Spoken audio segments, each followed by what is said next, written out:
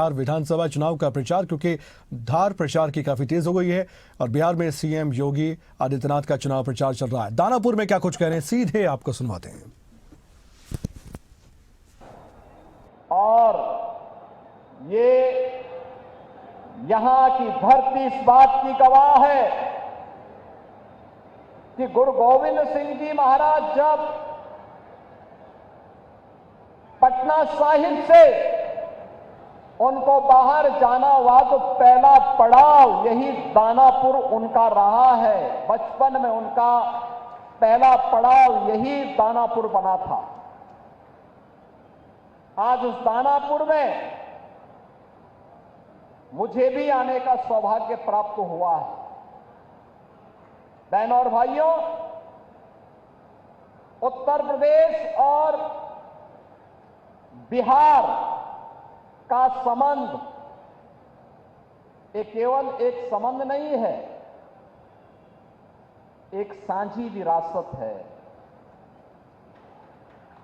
एक आत्मा का संबंध है,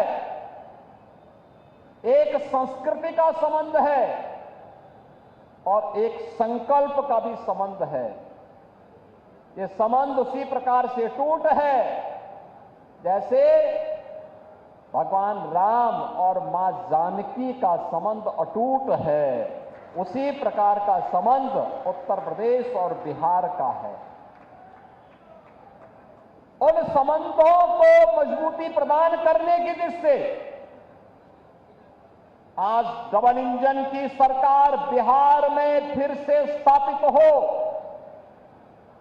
और डबल इंजन सरकार में बिहार की गति डबल स्पीड से आगे बढ़ती हुई दिखाई दे। जो कार्य पिछले 20 वर्षों में माननीय श्री नीतीश कुमार जी के नेतृत्व में डबल इंजन की एनडीए की सरकार ने करके दिखाया है, वह गति, वह स्पीड इसी प्रकार से बनी रहे, इसके लिए अपने बिहार के बहनों और भाइयों का आह्वान करने के लिए आज मैं यहां दानापुर से आह्वान करने के लिए आपके बीच में आया हूं।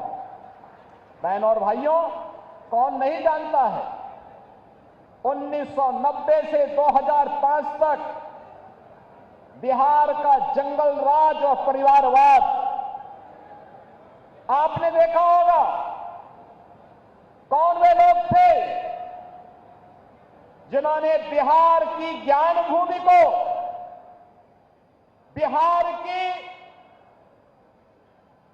इस आध्यात्मिक ज्ञान भूमि को परिवारवाद और अपराध की भूमि बना करके यहां के हमारे नौजवानों के सामने पहचान का संकट खड़ा कर दिया था।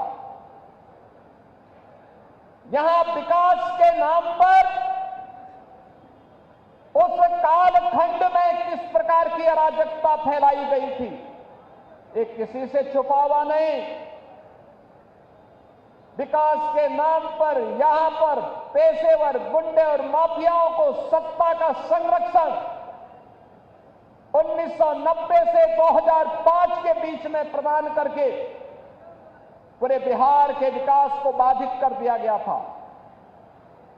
बिहार के नागरिकों के सामने, बिहार के नौजवानों के सामने पहचान का संकट खड़ा हो गया था और वह व्यक्ति बिहार से प्लान कर रहा था जिसके मन में एक भाव था बिहार के बारे में कुछ करने की, बिहार को आगे बढ़ाने की और बिहार की अपनी उस परंपरा को जिसने कभी भारत को नेतृत्व दिया था, भारत के स्वर्ण युग को लाने का अवसर जिस बिहार ने दिया था, अपने पूर्वजों की स्थापना को पुनर्स्थापित करने का जो जज्बा था, उस जज्बे को उस कालखंड में किस प्रकार से रौंदने का काम हुआ था, यह किसी से छुपा हुआ नहीं।